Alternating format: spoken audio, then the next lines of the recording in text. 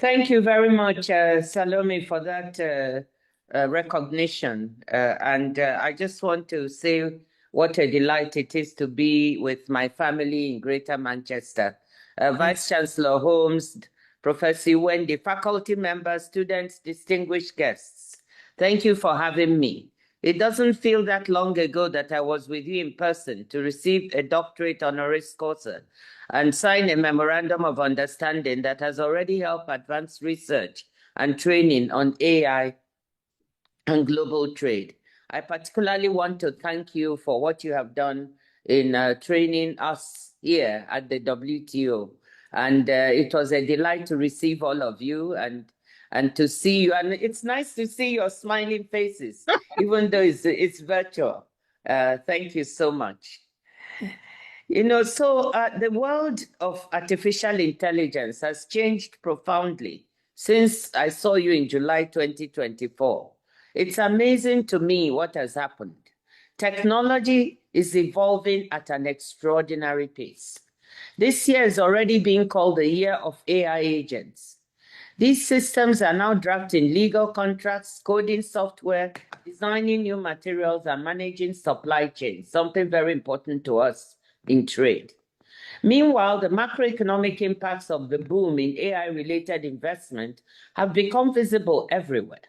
In the USA, investment in data centers and AI-related hardware accounted for a large share of GDP growth in the first half of 2025, outpacing even growth in consumer demand. The ongoing investment boom has bolstered global trade.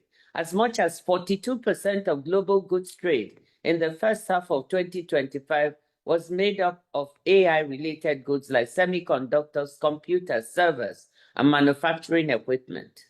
This has been one of the most important factors in the resilience trade has shown, despite the immense ongoing disruptions from tariffs and geopolitical tensions.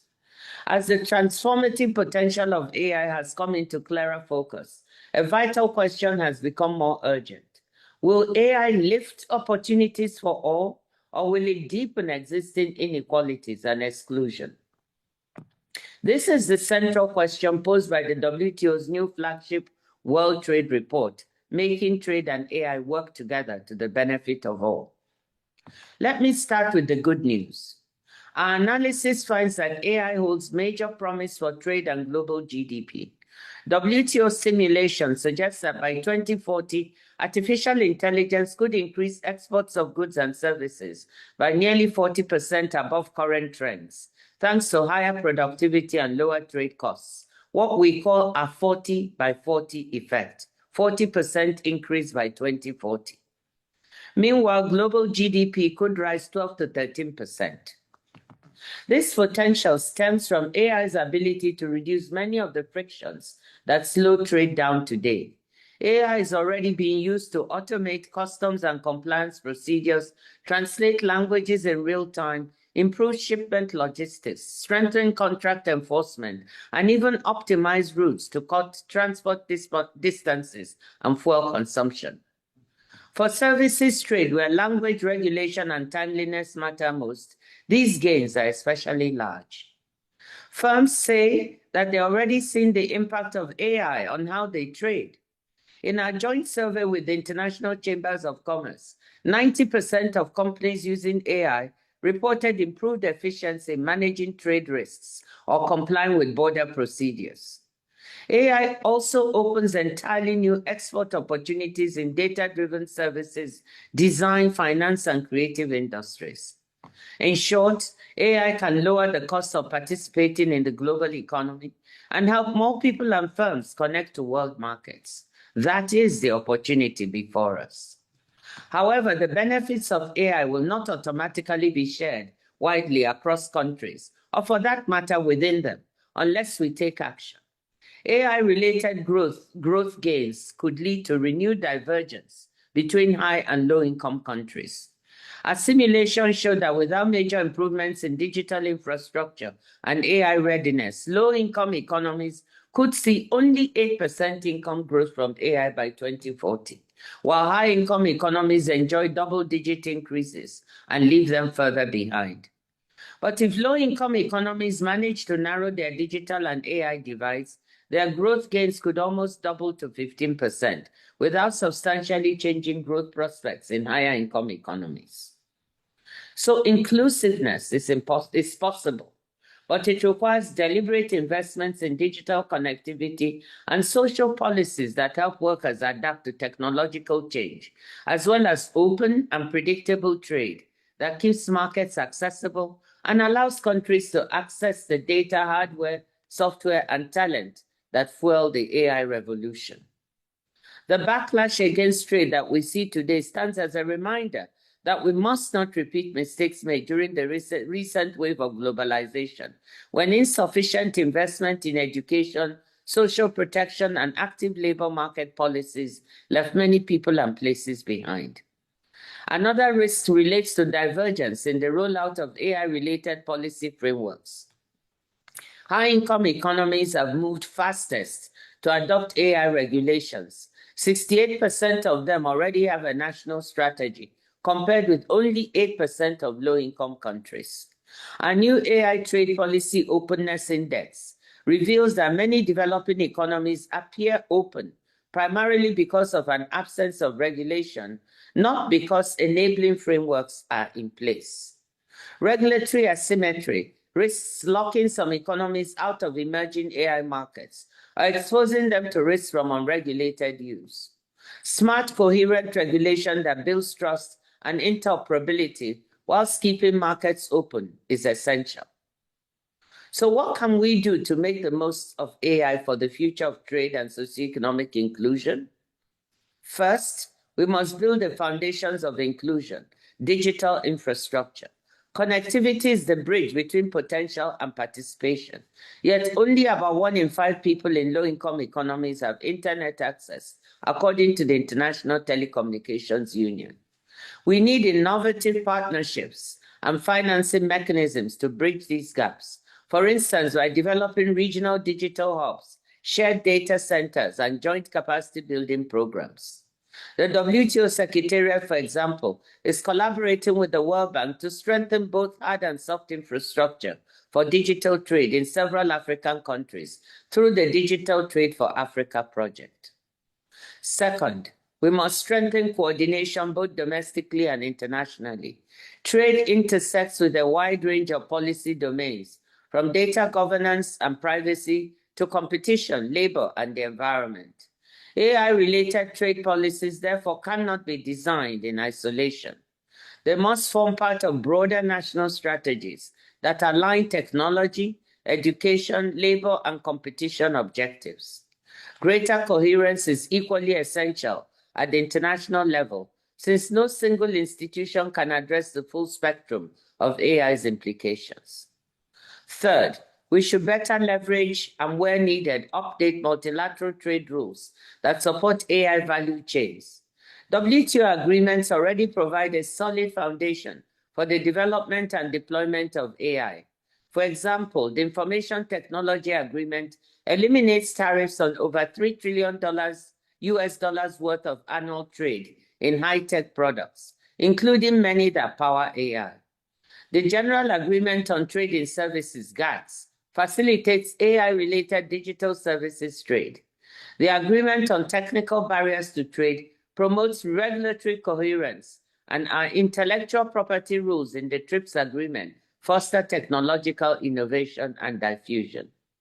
However, improving predictability of trade in AI-related goods and services, for example, through lower bound tariffs, greater participation in the Information Technology Agreement, and stronger commitments on AI-related services can encourage investment, particularly in developing economies, and make AI more affordable and inclusive. Finally, trust is essential. AI can enhance transparency in supply chains, traceability of goods, and compliance with environmental and labor standards. But it also raises legitimate concerns about bias, accountability, and security. International cooperation on standards and governance, what we might call interoperable trust frameworks, will be critical to ensure that AI systems are reliable and fair. Let me conclude with a thought for the students in the room. You are the next generation of economists, coders, entrepreneurs, and policymakers. Technology will keep evolving. The AI we're discussing today will look primitive to you 10 years from now, maybe.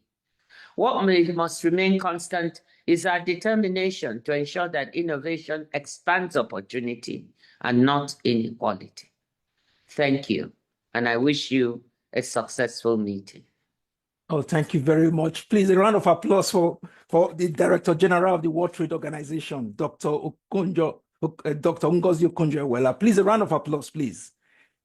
I want to see your hands. A round of applause, please. This is massive. We have been so inspired by your comments, ma'am, for first of all, making yourself present in this our event is wonderful. We want to thank you so much, and for sharing and giving us a comprehensive insight into the wonderful work that the WTO is doing under your able leadership. We want to say a big thank you to you, ma'am. We are so grateful. We're inspired by your comments too for the younger leaders and the work you're doing to inspire them as well. Thank you so much. So please, thank you. Madam, we'll have some time for questions. So if you have any questions, please, you can just indicate so that we unmute for you to ask question. Make sure it's as brief as possible. Is Professor Jerome back now? Professor Jerome. Well, I'm back in sound. I think you can hear me, but you can't see me. Dr. Ngozi, what a wonderful presentation. Thank you very much. AI trade policies. The tariffs issue, Dr. Ngozi, seems to have become a little bit more of an issue recently, and I'm sure you're working to try and smooth that over. So thank you for your efforts in that area. And I'm sure other people have got some questions for Dr. Ngozi. Who would like to ask Dr. Ngozi a question? Thank you, Professor Jerome. Question for Dr. Ngozi. Yeah, Professor Jerome was actually coming to Geneva, and then his flight disappointed. So he has some good books for you. Well, we'll have another opportunity, I hope. I'm now part of the family, am I not? Yes. And Pauline is also trying to say hello. She is developing a very big collaboration with us in terms of trade and what they can do. Pauline, can you say hello to Madam also? She will talk later because you are very busy. Thank you, Madam Ngozi. I am personally inspired by your work, and I am very glad that I got to be on this meeting with you today. I am hoping that I will see you soon as well. However, the software that Professor is working with me on, it's actually, I don't call it artificial intelligence, I call it ethical intelligence. So we are trying to humanize the technology so that it serves my sector better, because I lead organizations in social care in the UK. I also think it's exportable to Africa, Asia, where I am speaking to everybody else. So thank you very much for giving us this opportunity to be with you. Well, thank you for the work you're doing with Professor Wendy, and it sounds really intriguing and really helpful. So we look forward to hearing more about it. You will. Thank you. Uchenna has his hand up, Professor Wendy. So do you want to unmute Uchenna? Uchenna. Yes. Okay, I've seen it. Yeah, Uchenna, you can go on with your question. Thank you very much, Dr. Ngozi, for having you here. You work in the trade policy space. Mine is not just a question, more like to get your opinion or your thought process through what I'm about to say. My work centers on artificial intelligence literacy, because I believe that, especially for the global South, it's an environment that will drive entrepreneurship, stir up creativity and innovation. How can multilateral bodies like the WTO How can multilateral bodies like the WTO embed AI literacy as a recognized economic capability in future trade policy? Do you foresee this is something that can happen? The idea is so that when we think about the global south, we see them as creators of value and not just, labor exporters. What's your thought process or your opinion on such kind of thing going forward? Thank you. Thank you. That is a really important and interesting question. And it's already coming up. I mean, the issue of AI literacy in many of our members, they're actually quite agitated. The questions I'm getting now is how can we get the technical assistance and capacity building we need in order to be able to understand what is happening with AI generally, but then more broadly in trade. Specifically, how can AI help us? How can we understand what it's trying to do within the trade space? And what we've been talking to them most about is the possibility of AI to reduce dramatically trade costs, through digitization, through work at the border and customs, through logistics. But there's another area that is becoming interesting that I think we need to pay attention to, which is that goods and services that we trade are being changed by the way AI is being embedded in them.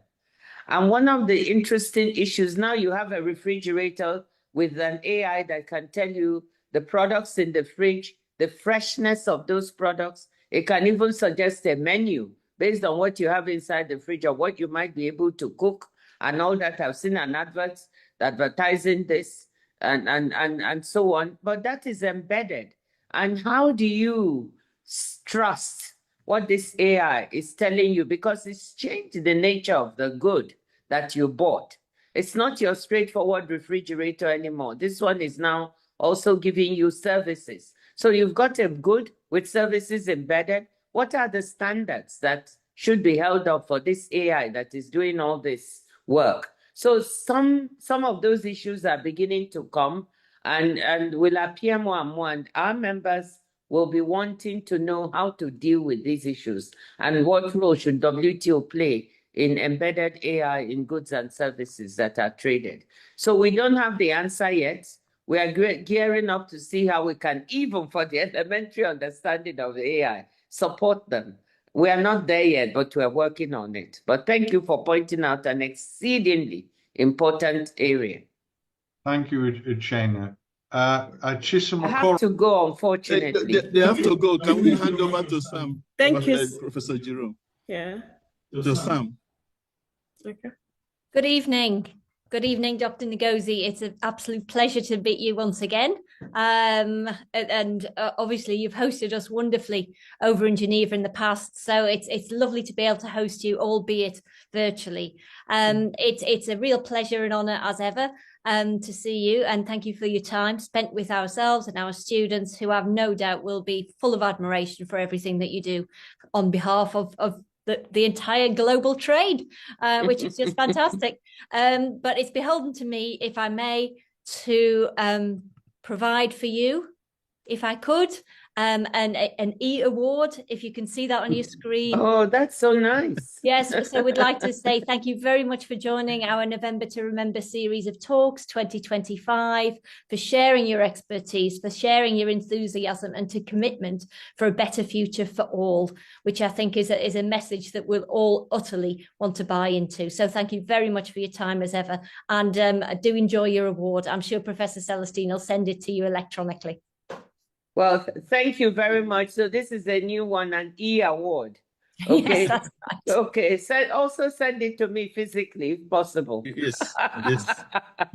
But let me thank. Sure, it's coming. It's coming. Yeah, let me thank you all and say what a wonderful family you are. And I'm glad to be with you, and I hope you have a remainder of your evening is very fruitful, and I look forward to interacting with you again. Thank you. Thank you all so much. Thank you, Sam. It's good to see you. Lovely to see you. Thank you Thank for you. coming. Thank you, Prof. you. Bye-bye. Thank you, Bye. ma. Salome. Bye-bye. Bye, everybody.